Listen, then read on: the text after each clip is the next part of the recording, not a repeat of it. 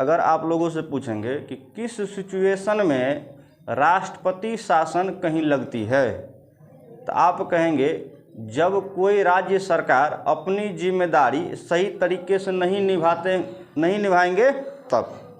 लेकिन राज्य सरकार अपनी जिम्मेदारी को सही ढंग से निभाएंगे तो कभी भी राष्ट्रपति शासन नहीं लग सकते हैं। या कभी कभी ऐसे भी होते हैं कि राज्य सरकार से कुछ ऐसे काम हो जाते हैं जो नहीं संभलते हैं, जैसे दंगा हो गया और राज्य सरकार से नहीं संभल रहे हैं, बहुत ज़्यादा सिचुएशन ख़राब है, राज्य सरकार से नहीं संभल रहे हैं, तो उस सिचुएशन में भी क्या हो जाते हैं, राष्ट्रपति शासन लग जाती है। तो दो सिचुएशन है, एक तो जब राज्य सरकार नहीं निभा पाएंगे अपनी जिम्मेदारी तब, और दूसरी जब दंगा फसाद हो जाएंगे तब। उस सिचुएशन में भी वह नहीं संभाल पाएंगे तब। तो राज्य सरकार की शक्ति किसके पास चले जाते हैं, राष्ट्रपति के पास। किसके पास, राष्ट्रपति शासन का अर्थ है कि राज्य सरकार के जितने भी शक्ति रहेंगे वह सारा शक्ति किसके हाथों में, राष्ट्रपति के हाथों में। अब राष्ट्रपति जो चाहेंगे उस राज्य के लिए करना वह कर सकते हैं। तो राष्ट्रपति शासन कितने समय तक लग सकते हैं एक बार में, तो 6 मास। कितने, 6 मास, यानी 6 मंथ तक। अगर आज लगा है तो 6 मंथ के बाद वह राष्ट्रपति शासन अगर बढ़ाना चाहते हैं तो फिर से उन्होंने संसद में बैठ करके सभी आदमियों से बातचीत करना होगा। बातचीत करने के बाद फिर से अगले 6 मंथ के लिए उसे बढ़ाई जा सकती है। फिर से अगर बीच में नहीं संभला, बात पूरी तरह से क्लियर नहीं हो पाया है, तो फिर अगले 6 मंथ के लिए राष्ट्रपति शासन लगाई जा सकती है। यानी लगातार अगर बढ़ते रहे तो कितने दिनों तक बढ़ सकती है, 3 वर्ष तक। कितने वर्ष, 3 वर्ष। अगर आप 6 मंथ करके भी अगर बढ़ाएंगे तो 3 वर्ष से ज़्यादा वर्ष आप जो है राष्ट्रपति शासन नहीं लगा सकते हैं, ये नियम है। लेकिन एक बार में कितने दिनों तक, 6 मंथ। और अगले कितने वर्षों तक, तो 3 वर्षों तक। 3 वर्षों के बाद वो अचानक क्या होंगे, हट जाएंगे। तो राष्ट्रपति शासन समझ में आया हुआ। अब समझिए कि राष्ट्रपति शासन कितने अनुच्छेद के तहत लगाई जा सकती है, तो 356। कितने अनुच्छेद के तहत राष्ट्रपति शासन लगते हैं, तो 356। तो आपसे पूछा भी जा सकता है कि राष्ट्रपति शासन कितने अनुच्छेद में आते हैं, तो 356 अनुच्छेद में। राष्ट्रपति शासन कितने अनुच्छेद में, 356 अनुच्छेद में। राष्ट्रपति शासन भारत में अब तक 125 बार लग चुका है। ये भी क्वेश्चन बहुत इंपॉर्टेंट है। राष्ट्रपति शासन भारत में अब तक कितने बार लग चुका है, तो 125 बार। लेकिन सबसे पहले किस राज्य में लगा, तो पंजाब में। कहाँ, पंजाब में। कितने ईस्वी में, तो 1951 ईस्वी में। फर्स्ट और अंतिम ये दोनों बहुत ही इंपॉर्टेंट होता है, बीच वाले जल्दी कोई नहीं पूछेंगे। तो ये बात आप याद रखिएगा, राष्ट्रपति शासन भारत में अब तक 125 बार लग चुका है, जिसमें पहला राज्य पंजाब है जो 1951 ईस्वी में राष्ट्रपति शासन लगाए गए थे। बिहार में 8 बार राष्ट्रपति शासन लग चुके हैं। बहुत बार है कि नहीं है, 8 बार लग चुका है राष्ट्रपति शासन। समय जिसमें पहले राष्ट्रपति शासन जो लगे थे बिहार में वह 29 जून 1968 से 26 फरवरी 1969 तक, जो 242 दिनों तक रहा था। 242 दिनों तक। यानी बिहार में पहले राष्ट्रपति शासन 29 जून से 1968, यानी 29 जून 1968 को लगा था, है कि नहीं है। तो पहले बिहार में पहले राष्ट्रपति शासन कितने दिनों तक चले थे, तो 242 दिनों तक। तो आपको किसी भी तरीक़ा से घुमाकर पूछा जा सकता है, इसीलिए टफ हो जाता है। जनरल कंपटीशन टफ क्यों होते हैं, क्योंकि क्वेश्चन किसी भी टाइप से आपसे पूछा जा सकता है कि नहीं है। इसीलिए यूपीएससी वाले को तो बहुत ज़्यादा लॉन्ग पढ़ना पड़ता है, एसएससी वाले को इतना लॉन्ग पढ़ने की ज़रूरत नहीं होती है, बिहार पुलिस वाले को इतना लॉन्ग पढ़ने की ज़रूरत नहीं होती है। उन लोगों को ओनली फॉर आप लुसेंट यदि बढ़िया से पढ़ लेते हैं तो आप आराम से जो है 35-30 आराम से खींच दीजिएगा।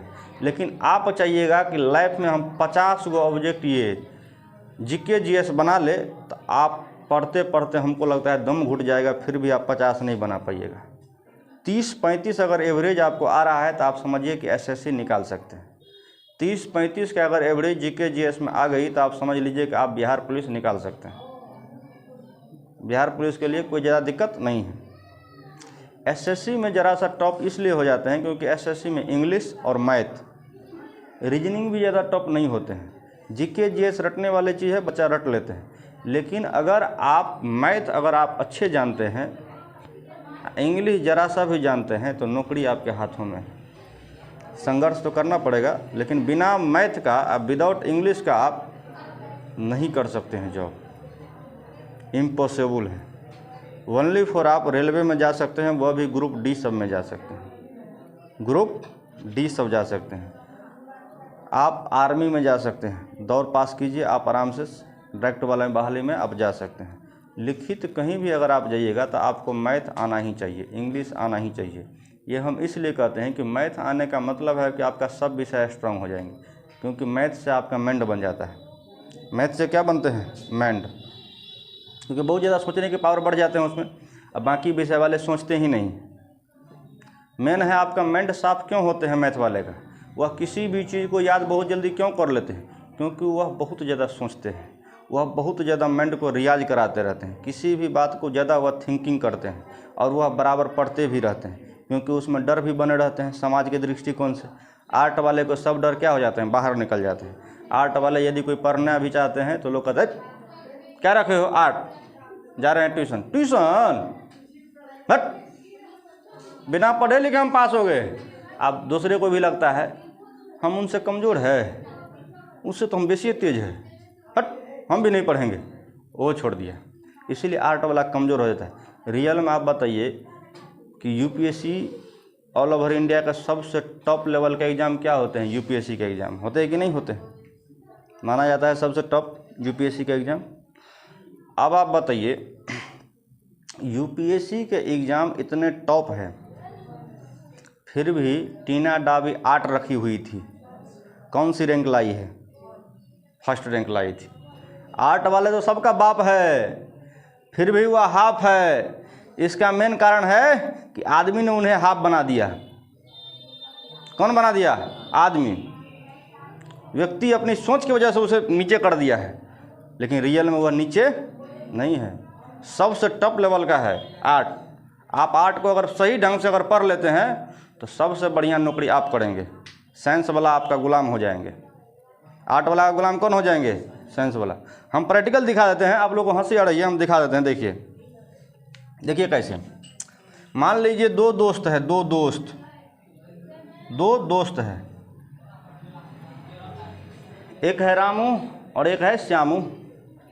एक रामू और एक श्यामू, दोनों दोस्त पढ़ रहे हैं। एक दोस्त बचपन से पढ़ने में बहुत ही अच्छे थे, एक दोस्त पढ़ने में अच्छे नहीं थे। वह पढ़ते पढ़ते एक दोस्त क्या बन गए? यूपीएससी क्रैक कर गए। क्या क्रैक कर गए? यूपीएससी।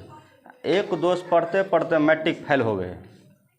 एक दोस्त पढ़ते पढ़ते मैट्रिक फेल हो गए, लेकिन वह इलेक्शन लड़ गए। क्या लड़ गए? मैट्रिक फेल वाले इलेक्शन लड़ गए, वह इलेक्शन जीत गए, वह डायरेक्ट मुख्यमंत्री बन गए। क्या बन गए? और वह यूपीएससी वाले किसका गुलाम हो गए? मुख्यमंत्री का। मैट्रिक फेल, देश को चलाने वाला, और जो बेचारा बचपन से पढ़ा, बचपन से संघर्ष किए, यूपीएससी निकाले, आईएएस कहलाए, वह अब किसके नीचे आ गया? मुख्यमंत्री के नीचे। मुख्यमंत्री अब जैसे जैसे कहेंगे अब उसे वैसे वैसे काम करना होगा। करना होगा कि नहीं करना होगा? अब आप बताइए, दुनिया का तो यही रीति रिवाज है कि नहीं है? आर्ट वाला फेल, साइंस वाला यूपीएससी क्रैक कर गया, अब हो गया किसका गुलाम? फेल वाला का गुलाम। समझ रहे बात?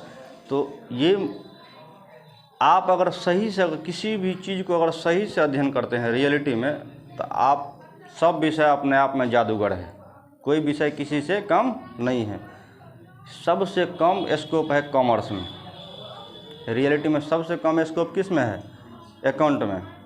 आप बताइए ना, कोई भी चीज़ आप तैयारी कीजिए ना, एसएससी का कीजिए, रेलवे का कीजिए, कोई भी जनरल कीजिए, कहीं भी अकाउंट से सवाल नहीं पूछी जाएगी। एक भी क्वेश्चन नहीं अकाउंट से नहीं रहेगी। ओनली फॉर कहाँ पर, जब आप मार्केटिंग कीजिएगा तो आपको अकाउंट की ज़रूरत होगी मार्केटिंग में। MBA कीजिएगा तो, है कि नहीं है, कंप्यूटर सीखिएगा तो ट्रायल बैलेंस करना होगा, तो उस सिचुएशन में आपको, लेकिन फिर भी लोग कहेगा फर्स्ट नंबर में साइंस, सेकंड नंबर में अकाउंट, थर्ड नंबर में आर्ट, है कि नहीं है।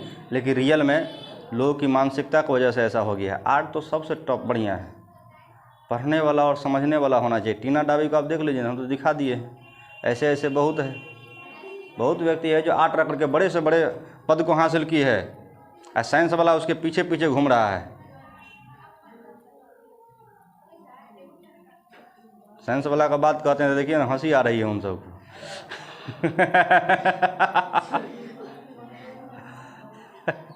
ये रियलिटी, लोगों की मानसिकता पे सबसे बड़ी बात है कि लोगों की मानसिकता कैसी है कि नहीं है।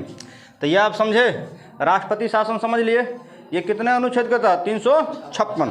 किस सिचुएशन में राष्ट्रपति शासन लग सकती है, जब राज्य सरकार अपनी जिम्मेदारी को नहीं निभा पाएंगे तब, और दूसरी जब दंगा हो जाएंगे फिर भी वह अपनी सिचुएशन को नहीं संभाल पाएंगे तब, उस सिचुएशन में राष्ट्रपति शासन लगाई जा सकती है। अब समझिए परिस्थिति नंबर 2, राष्ट्रीय आपातकाल क्या है।